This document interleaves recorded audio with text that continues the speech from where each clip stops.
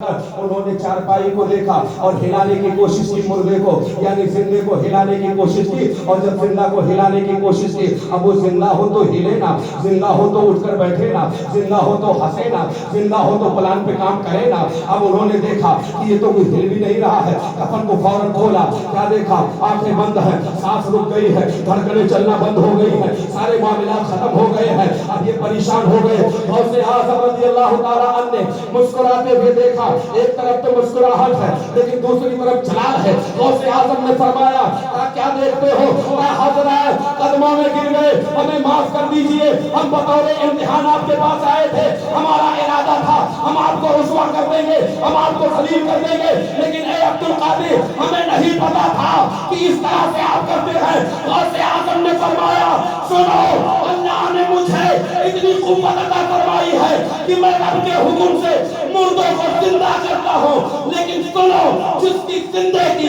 میں نے جنازے کی نماز پڑھا دی ہے، اب یہ زندہ نہیں ہوگا، اسے قبر کے حوالے کرو، قیامت سے پہلے اٹھنے والا نہیں ہے۔ غوث اعظم نے فرما دیا، گویا کہ بعید میں اعلیٰ حضرت نے اسی طرف اشارہ کرتے ہوئے کہا الاما قہر ہے یا غوث کو دیکھا تیرا، مر کے بھی چین سے سوتا نہیں، مار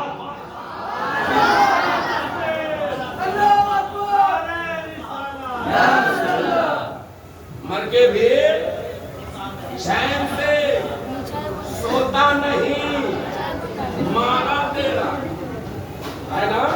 جس کو غوث اعظم نے مار دیا وہ چین سے سو بھی نہیں سکتا۔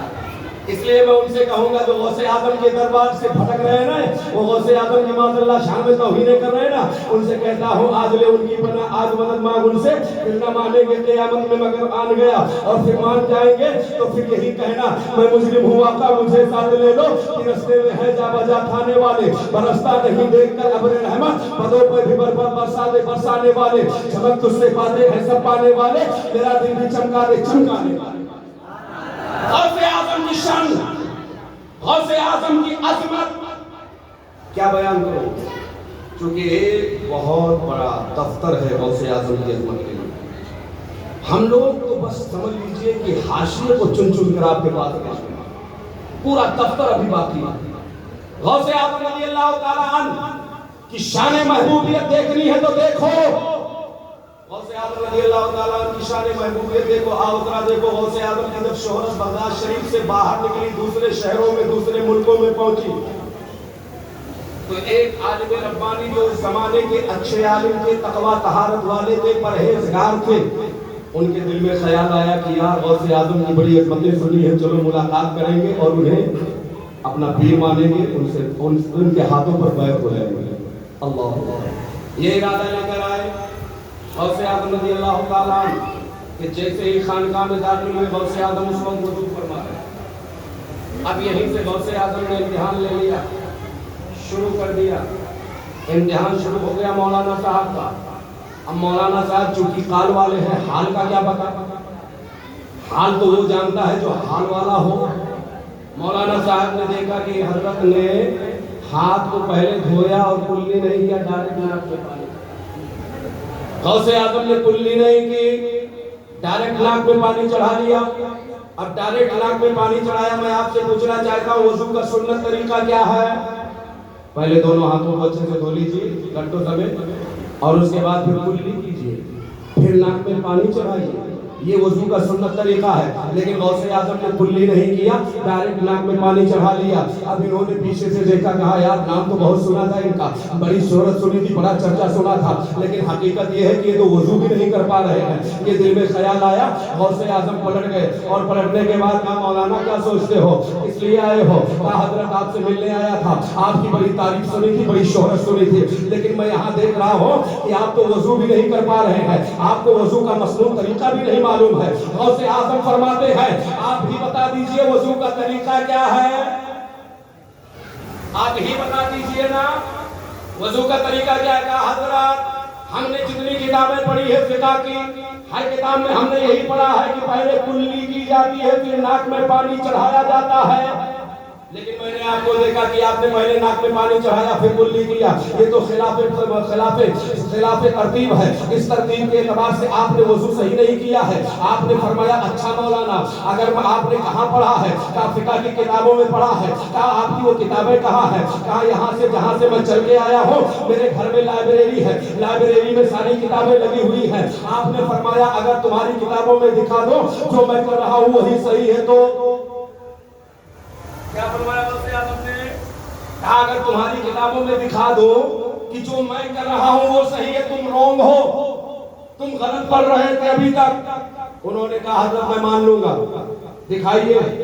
لیکن ان کے ایک دن میں خیال بھی آیا کہ یار اگر اتنی دور میری لائبریری ہے, میرا گاؤں اتنا دور ہے, کیسے آئے گی کتابیں کیسے دکھائیں گے؟ لیکن غوث اعظم نے اپنے ہاتھ کو بڑھایا, پوری لائبریری کو کھینچ کے سامنے رکھ دیا اور رکھنے کے بعد کہا مولانا یہ تمہاری لائبریری ہے؟ کہا ہاں حضرت میری لائبریری ہے. کہا دیکھ لو اس میں میری تو کوئی کتاب نہیں ہے. کہا نہیں حضرت آپ کی نہیں ہے. کہا ساری فقہ کی کتابیں نکالو جہاں وضو کا بیان ہے پڑھو. انہوں نے پڑھنا شروع کیا تو ایک ایک سطر پڑھتے جا رہے ہیں. سب سے پہلے دونوں ہاتھوں کو گٹوں سے دھونا, پھر ڈائریکٹ ناک میں پانی چڑھانا لکھا ہوا ہے. کلی تیسرے نمبر پر ہے. اب وہ پریشان ہے, ایک کتاب الٹ کر دیکھتے ہیں, دوسری دیکھتے ہیں, تیسری دیکھتے ہیں, چوتھی دیکھتے ہیں, جتنی کتابیں ہیں سب دیکھتے چلے جا رہے ہیں. سب میں وہی طریقہ ہے جو غوث اعظم نے کیا ہے. انہوں نے کہا حضرات آپ چاہے جو کہیں جو میں کہہ رہا ہوں وہی صحیح ہے.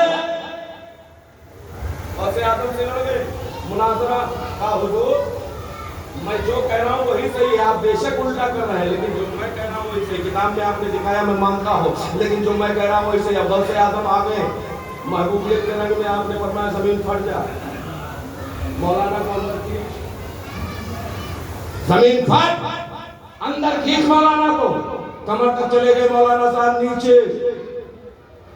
غوث اعظم نے فرمایا بتاؤ جو میں بول رہا ہوں میں صحیح بول رہا ہوں کہ تم صحیح بول رہے ہو؟ انہوں نے کہا حضرت آپ جو بول رہے ہیں وہ صحیح نہیں ہے, جو میں بول رہا ہوں وہ صحیح ہے. غوث اعظم رضی اللہ تعالیٰ عنہ نے فرمایا اے زمین پھر سے اور اندر لے. گلے تک پہنچ گئے, نیچے زمین کے اندر. اب صرف سر دکھائی دے رہا ہے, صرف منڈی دکھائی دے رہی ہے. غوث اعظم نے فرمایا اچھا مولانا ایک بات بتاؤ, کتابوں میں دکھایا نہیں مانتے ہو, کیا لوح محفوظ میں دکھا دوں تب مانو گے؟ لوح محفوظ میں دکھا دوں تب مانو گے؟ مولانا نے کہا ہاں آپ دکھائیے نا.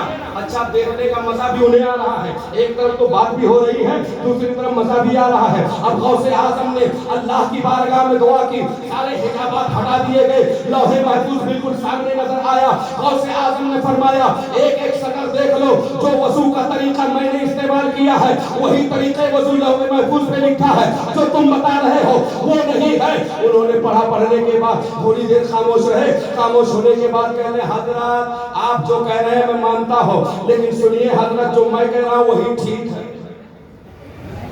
مولانا نے کہا جو میں کہہ رہا ہوں وہی ٹھیک ہے. اب غوث اعظم رضی اللہ تعالیٰ عنہ آئے شان محبوبیت میں آپ نے مسکرانا شروع کیا اور غوث اعظم نے کہا اے زمین مولانا کو چھوڑ دے, مولانا کو چھوڑ دے. گلے سے نیچے اوپر باہر نکلے, کمر سے باہر نکلے اور باہر آنے کے بعد حضور غوث اعظم نے ان کو چوما, ان کی پیشانی کو چومتے ہوئے فرمایا مولانا یہ تو تمہاری آزمائش تھی کہ ایسے وقت میں کہیں موت کے خوف سے تم حق بولنا بند نہ کر دو, تمہاری حق کوئی کو جاج رہا تھا. اے مولانا سنو, جب تک تم جیسے عالم میرے نانا کی امت میں رہیں گے میرے نانا کی امت گمراہ نہیں ہو سکتی ہے, کیونکہ تمہیں موت کا خطرہ نہیں ہے بلکہ رسول کے حکم کی بات ہے. اس لیے سنو مولانا جو تم کہہ رہے تھے وہی صحیح ہے, بلکہ میں تو تمہیں آزمانا. یہ چلا کہ عالم کی شان یہ ہے اگر گردن پہ تلوار رکھی ہو تو حق بولنے سے پیچھے نہ ہٹے. عالم کی شان یہ ہے کہ اگر پیچھے سے کوئی ظالم حملہ کر رہا ہو تو حق بولنے سے پیچھے نہ ہٹے, کیونکہ عالم کو اللہ نے علم نور عطا فرمایا ہے اور علم نور کا یہ مطالبہ ہے کہ حق کو حق کہا جائے, باطل کو باطل کہا جائے, سچے کو سچا کہا جائے, جھوٹے کو جھوٹا کہا جائے. یہی غوث اعظم کی تعلیم ہے نا. بس باتیں تو اور بھی ہیں اور بہت نادر باتیں لے کر آیا ہوں, لیکن بس میں چاہتا ہوں کہ اب بلا تاخیر کرسی خطابت پر خطیب اہل سنت کا خطاب ہو.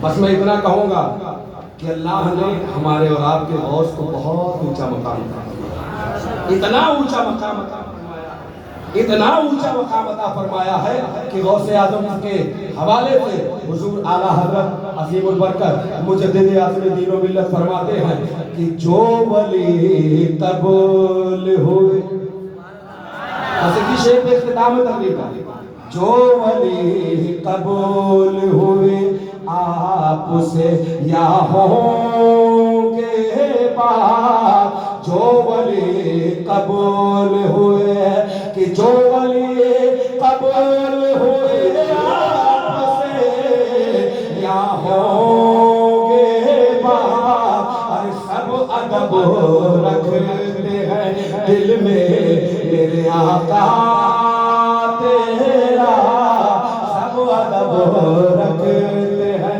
دل میں میرے آقا تیرا، واہ کیا مرتبہ اے غوث ہے والا تیرا، اونچے اونچوں کے اور سر بھلا کیا کوئی جانے کی ہے کیسا تیرا، یا غوث اعظم سر بھلا کیا کوئی جانے کی ہے کیسا تیرا، اولیاء ملتے ہیں آنکھیں وہ ہے تلوا تیرا، استغفر اللہ استغفر اللہ ربی من کل ذنب واتوب الیہ وما توفیقی الا باللہ، لا الہ الا اللہ محمد رسول اللہ صلی اللہ علیہ وسلم۔